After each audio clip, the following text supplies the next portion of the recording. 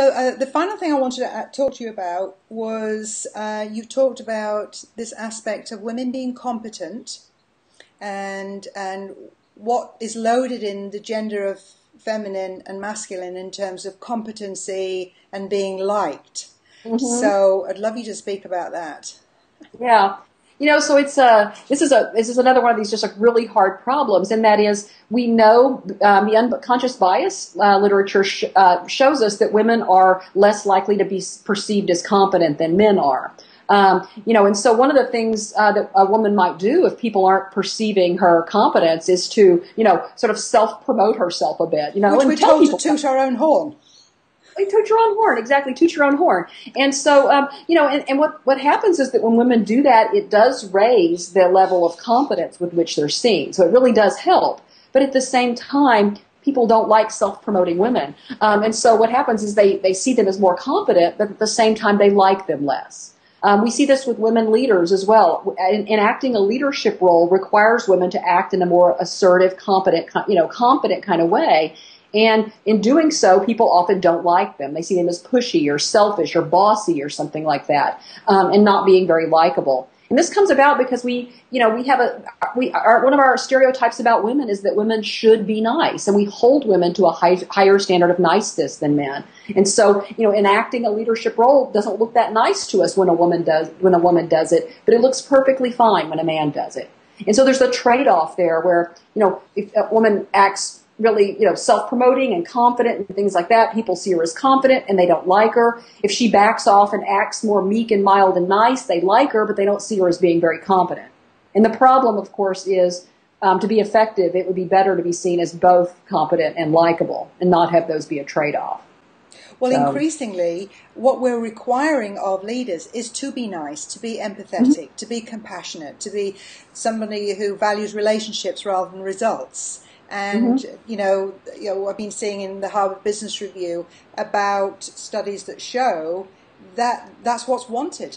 And Mhm. people who have that, leaders who have that, which is so much more about the feminine, isn't it? The qualities of really deeply understanding how to connect with people, to value relationships, to be empathetic, is more of a feminine trait in that it's available to men and women, but it is seen as feminine, and It women is seen. make more access to it. Yeah. It's seen as more feminine, and it's also associated with kind of other low status groups as well. So it's, and we see this with, ethnic minorities, for example, are assumed to be more empathetic and things than, even if they're men, than their white counterparts. But yeah, it is what people say they want in leadership, and I think our images of leaders are changing in that direction.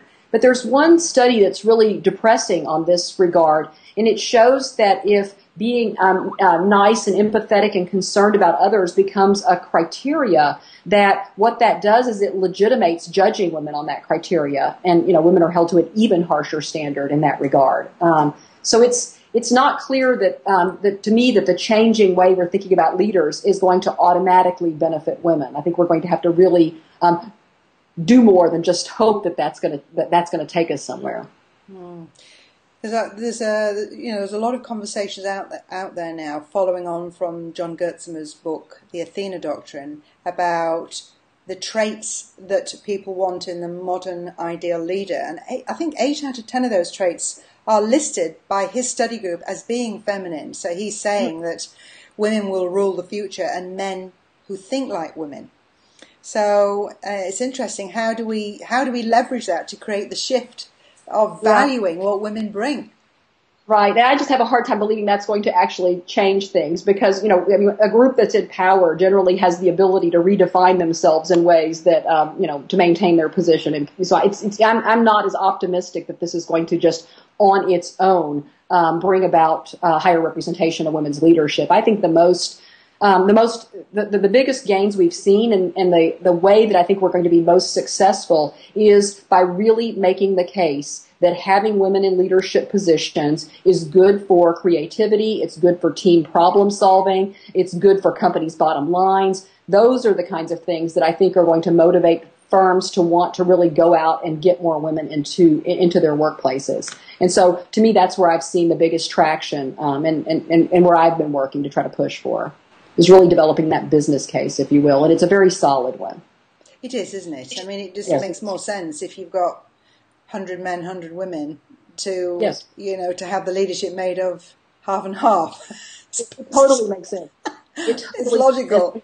But it's yes. logical. It's logical and empirically supported as well. So, that I think to me, when I talk with people in the corporate sector that are trying to diversify their workplaces, that's the kind of logic that really motivates them, is that this is going to be good for, it's going to be good for creativity, good for knowledge production, good for our business. Yes, that we're definitely making the contribution that companies, organizations need now in a more complex world where we don't have the answers to problems that have been around a while and new problems that we've never had before that are emerging. We absolutely need that new kind of thinking, don't we?